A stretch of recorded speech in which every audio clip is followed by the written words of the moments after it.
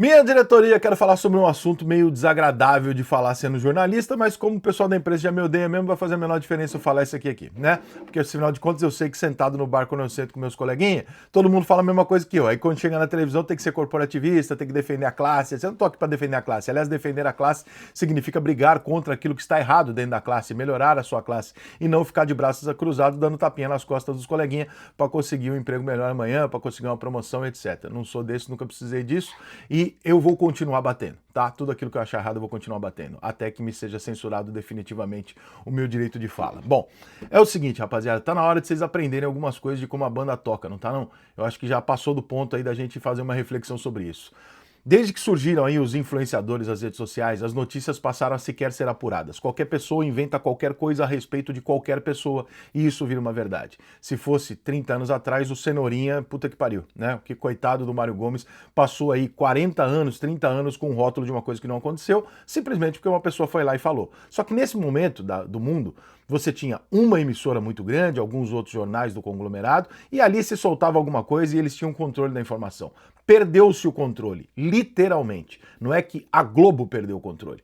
O Brasil, o mundo perdeu o controle da informação. Qualquer pessoa dá informação. As tias do Zap, qualquer pessoa fica ali recebendo coisas e repassando, e isso vai virando uma verdade. Então, como eu sempre digo, basta eu aqui aparecer hoje numa live minha ou num vídeo qualquer e falar assim, o Pedro Antônio, não sei nem quem é Pedro Antônio, Pedro Antônio, esse cara aí usa droga. Cara, isso vai passar para 1, para 2, para 10, para 20, para 30, 70, 1 milhão. Daqui 6 meses, quando alguém falar Pedro Antônio, a pessoa vai falar assim: esse cara é metido com droga. É isso que acontece. É assim que funciona. E já passou da hora da gente entender que não é para tratar as coisas desse jeito, que a gente tem que começar a duvidar do que a gente ouve, que a gente não pode levar a sério qualquer informação, mesmo que ela venha de grandes emissoras, porque grandes emissoras também têm jornalistas irresponsáveis. Vou dar um exemplo muito recente para vocês entenderem o tamanho da merda. O Jesus foi contratado pela seleção brasileira de acordo com boa parte da imprensa nos últimos dias. E ele não foi contratado pela seleção brasileira. O Jorge Jesus negociou, tratou de multa e etc. com a seleção brasileira nos últimos 30 dias. Ele nunca foi contactado pela CBF. O próprio Jesus confirma isso, as pessoas do staff dele, as pessoas que eu conheço no entorno dele, nunca alguém da CBF ligou para o Jorge Jesus. Provavelmente alguém ligou para um parça e sondou.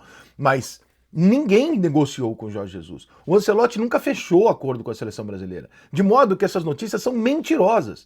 Que é quando você pega uma notícia e fala assim, esse controle remoto aqui está sobre a mesa. Aí eu vou lá e falo assim, eu não quero só dizer que o controle remoto está sobre a mesa, eu quero contar que, olha, pelo controle remoto estar sobre a mesa significa que tem uma televisão. A televisão pode ser que seja nova, eu vou lá e noticio e falo o seguinte, a Henrique Perrone comprou uma televisão nova. Não comprei uma televisão nova, só tem um controle remoto em cima da mesa. Só que eu preciso de uma manchete maior, eu preciso de um negócio gigante, eu preciso de uma coisa muito maior do que o fato em si que eu tenho para conseguir a porra do clickbait. E isso acaba gerando uma série de ruídos, uma série de informações falsas e uma questão até maldosa de algumas pessoas, que é o cara que não tem nada a perder. O cara que não tem nada a perder, muitas vezes, cara, ele percebe uma coisa muito simples no Brasil.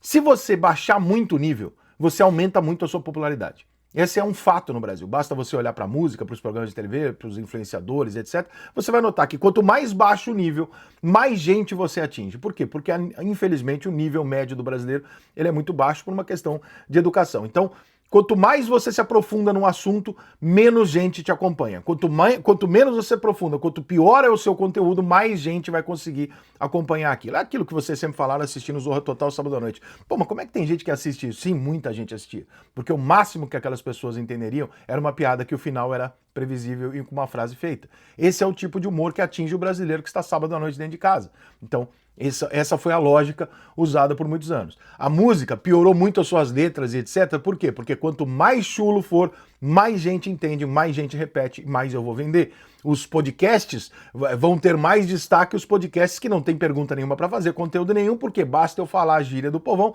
e a galera vai se identificar comigo e vai assistir. Então, hoje, tudo é feito em cima de mediocridade. Quanto pior, quanto mais raso e baixo for, mais gente atinge. Quanto mais gente atinge, mais dinheiro eu ganho. Então o Brasil basicamente entrou numa bola de neve onde você aceita a mediocridade do país, aceita a mediocridade das pessoas e fala o seguinte, ó, Se eu posso lucrar com essa mediocridade, não tem nenhum motivo para eu lutar para isso melhorar. Então, se a gente sonhava em ter um país que lutava por mais educação, por uma melhora de conteúdo, por uma melhora cultural e etc. Não, a gente não luta mais por isso. Hoje, os próprios governos querem que o povo seja burro para ficar polarizando as coisas e se mantendo discutível ou não no poder eternamente. As emissoras podem trabalhar muito menos, os influenciadores estão muito felizes não tendo que entregar nada além de filmar seu almoço e sua janta para conseguir 10 milhões de seguidores e vender para as marcas, e as marcas, por sua vez, também contribuem olhando e falando assim, ó, tem gente oferecendo conteúdo, opinião e etc, e tem gente aqui mostrando almoço e janta. Ai, cara, eu tenho pavorzinho em quem tem opinião, eu morro de medo de opinião, então eu vou fazer o seguinte, eu vou dar todo o dinheiro que eu tenho pro pessoalzinho que mostra almoço e janta. Irmão, você criou um sistema. Nesse sistema onde quanto pior o que você entrega, mais dinheiro você ganha, mais gente você atinge e mais burro fica o povo, porque o povo não dá um passo adiante.